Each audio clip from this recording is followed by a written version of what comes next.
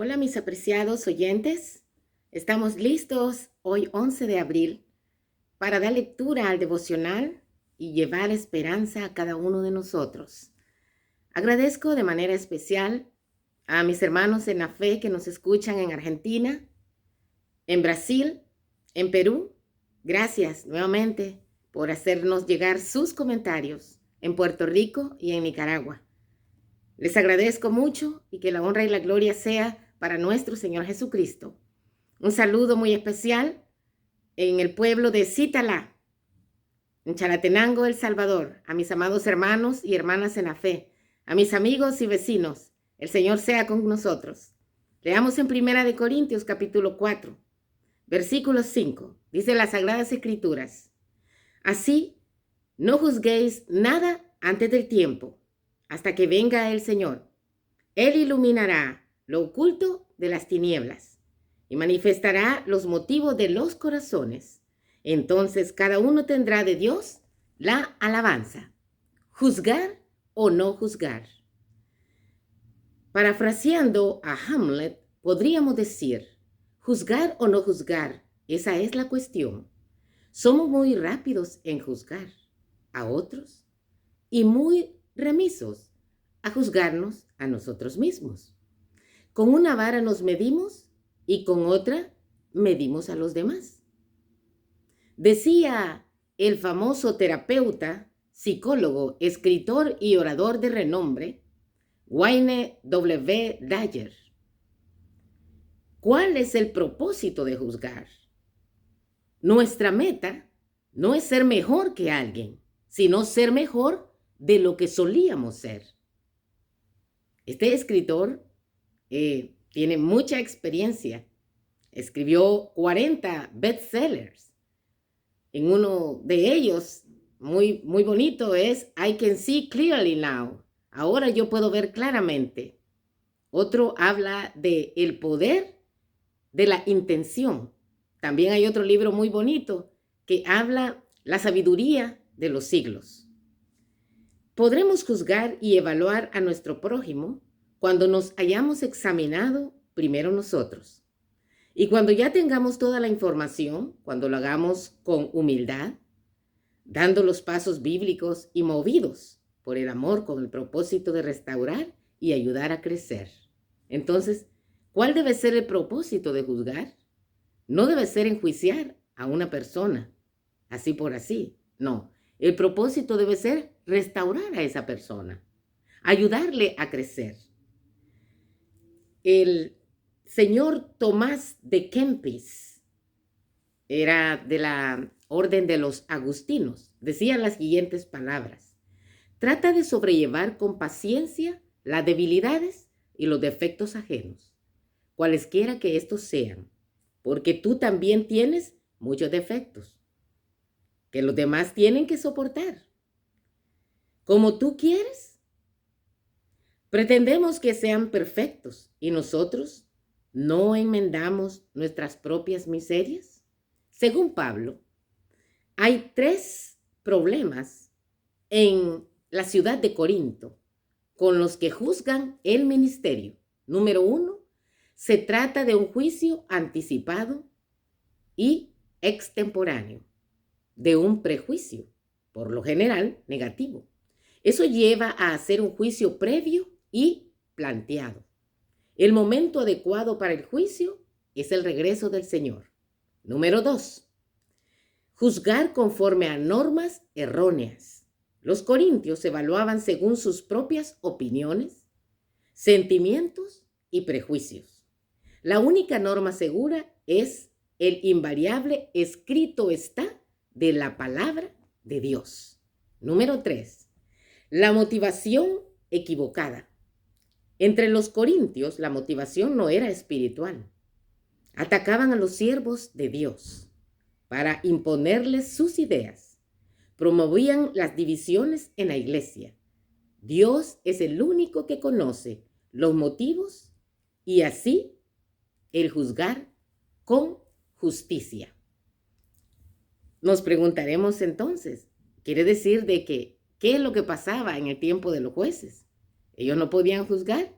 Bueno, Fue Dios quien puso a los jueces y hay un libro con ese nombre. Y de seguro en la sabiduría de Dios está allí porque tiene una enseñanza para nosotros. En el libro de Jueces, capítulo 2, versículo 18, nos dice que Dios levantaba a un juez y era Dios quien estaba con el juez y libraba al pueblo de Israel de los enemigos. Así que cuando el pueblo de Dios andaban acordes a los mandatos establecidos del Señor, eran librados. Pero cuando ellos se iban tras los ídolos y los baales, entonces Dios permitía que fueran entregados en manos de los enemigos. Esto nos debe de dar una enseñanza a nosotros también, mis amados oyentes y mis hermanos en la fe. Jesús ordenó directamente que no juzgáramos. En San Juan capítulo 7, versículo 24, no juzguéis según las apariencias, sino juzgad con justo juicio. Quiere decir que hay un juicio errado y también hay un juicio justo. Esto de no juzgar directamente que Jesús mencionó, ¿significa que todo se vale hacer? No, no significa eso. Significa que debemos de tratar de hacer una valoración, pero una valoración justa, de acuerdo al consejo divino. Hay un juicio superficial que es malo. Juzgar a alguien en base solo en lo que aparentemente se ve es pecado. En Lucas capítulo 7, versículo 36 al 50, nosotros encontramos a un fariseo que invitó a Jesús a que comiese con él. Así que se sentó a la mesa. Entonces, una mujer de la ciudad que había sido pecadora, al saber que Jesús estaba allí, fue y sacó todo su dinerito que tenía ahorrado, de un año entero quizás, y compró un perfume, un alabastro, y llegó, y mientras lloraba y enjugaba los pies del maestro, del divino maestro Jesús, también rociaba ese perfume, y se sentía la fragancia en toda esa casa esplendorosa que tenía el fariseo, un fariseo que había sido sanado por las manos benditas de Jesucristo, pero que no había salido ni a lavarle los pies, ni a darle un beso, como era la costumbre de recibir a un huésped en el pueblo judío. Pero esta mujer no solamente vino y lavó los pies con agua, sino los enjugó con sus propias lágrimas. Los aperfumó bien rico, todo se sentía el aroma. Y luego con su cabello también empezó a secar los pies de nuestro maestro. Entonces, este hombre fariseo en su mente dice, si este fuera un profeta verdadero, supiera qué tipo de mujer le está tocando. No se dejaría tocar porque es una ramera, es una prostituta. ¿Pueden notar ustedes, mis amados oyentes y hermanos en la fe, cómo juzgar a una persona superficialmente nos lleva a emitir una valoración y un juicio equivocado? Simón no sabía lo agradecida que esa mujer estaba, porque Jesús había perdonado sus pecados. Por eso Jesús le dice y le cuenta también la parábola de los deudores, que un deudor debía mucho y fue perdonado y agradeció. Y también otro deudor debía un poquito y también fue perdonado y agradeció. Pero Jesús le dijo, le preguntó, ¿quién te parece que es el que más se siente agradecido? Y justamente el fariseo contesta, al que se le perdonó mucho. Y entonces Jesús le dice, yo entré a tu casa, ni tú ni ningún siervo lavó mis pies, ni me besó, y esta mujer no ha dejado de besarme. Qué lindo es en realidad poder apreciar eso amoroso de las personas, esa manifestación de ternura cuando se sienten agradecidos. ¿Te das cuenta entonces, mi amado? No juzgar por las apariencias, porque estas nos pueden engañar. El juicio falso también es malo. Que nadie difame a nadie, dice las Sagradas Escrituras. No hablen mal de nadie, sino que seamos corteses, ¿verdad? El juicio hipócrita también es fatal. Cuando señalamos el pecado de otros, mientras cometemos nosotros mismos ese mismo pecado, nos condenamos a nosotros mismos. Que Dios nos libre entonces, mis amados. Proverbios capítulo 8, versículo 13 dice, responder antes de escuchar es fatuidad y oprobio. Muchas veces también yo he caído en estas dificultades. Que Dios me ayude y les ayude a ustedes, mis amados. A veces uno está rápido para responder y no termina de escuchar lo que le están explicando. Entonces hay que esperar a ver qué tienen que decir las personas. Mira que casi todas las leyes de las sociedades, de los países conocidos, que son representativos y democráticos, tienen una orientación del derecho romano.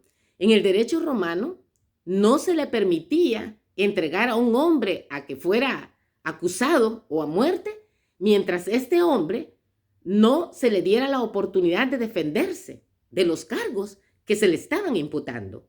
Y nosotros, queridos, ¿cuántas veces? Estoy hablando fuera de la iglesia y dentro de la congregación cristiana. ¿Cuántas veces nosotros hemos participado dando nuestra decisión sobre una persona que se borre del libro de la iglesia o que se continúa en el libro de la iglesia cuando nosotros no hemos sufrido, no nos ha constado, no hemos sido empáticos? ¿Qué es lo que le ha pasado a este hermano o a esta hermana? Imagínate que aún en el derecho secular se le da la oportunidad a las personas de defenderse de la acusación. ¿Cuánto más nosotros, los que tememos de Dios y del juicio venidero, debemos de ser más empáticos todavía? Pero Pablo también ve otro problema serio: las acusaciones contra los ministros de Dios, contra los líderes, contra los ancianos de la iglesia, contra los diáconos, los que dirigen. Hay que tener mucho cuidado, ¿verdad? Y ponernos la mano en nuestro corazón, aquí, ¿verdad? En nuestra mente y pensar, porque Pablo dice a Timoteo 5:19, no admitas acusación contra un anciano a menos que sean 2 o 3 testigos, ¿verdad? Aún en el pueblo de Israel habían reglas para determinar cuando alguien iba a ser juzgado. Así que Dios nos siga ayudando a nosotros, querido, porque con la misma vara que medimos y otro tanto más, también a nosotros se nos va a medir. Entonces lo mejor es mostrar misericordia. Quiere decir que no vamos a discernir entre el bien y el mal, a mostrarle a las personas qué es lo correcto o lo incorrecto. ¿Cómo no? Claro que sí, pero de acuerdo a lo que dice la palabra del Señor. Sino que hablando verdad con amor, crezcamos en todo, en aquel quien es la cabeza. Esto es Cristo Jesús. Mateo 18, 15 al 17 nos dice que si algún hermano de nosotros lo hemos sorprendido en pecado, o alguna situación o problema, vayamos y hablemos con él. Y si el hermano te escucha, le has salvado. Y el otro consejo es, si no te escucha, toma a otra persona más, a otros 2 más, y ve y platica con él, antes de empezar a hablar o empezar a determinar, a valorar la situación, por qué el comportamiento de esta persona o de este hermano. Y si en oídos de 2 o 3 no pasa nada, pues coméntaselo a un grupo de la iglesia. Siempre hay un grupo entendido que Dios da de su espíritu para que puedan ayudar al hermano. Recordemos, el tratar de hacer que nuestros hermanos vengan nuevamente al camino es de restaurarlo, es de ayudarlo y no de borrarlo de la iglesia o de decir, este no es nada. No, querido, nosotros somos, por pura misericordia realmente, hemos sido alcanzados. Entonces también debemos demostrar misericordia como Jesucristo y alcanzar a los demás, recuperarlos, rescatarlos. Cristo se revistió de nuestra humanidad para poder ser nuestro juez. San Juan 5:22 y 26:27 nos dice, además el Padre a nadie juzga, sino que confió todo el juicio al Hijo.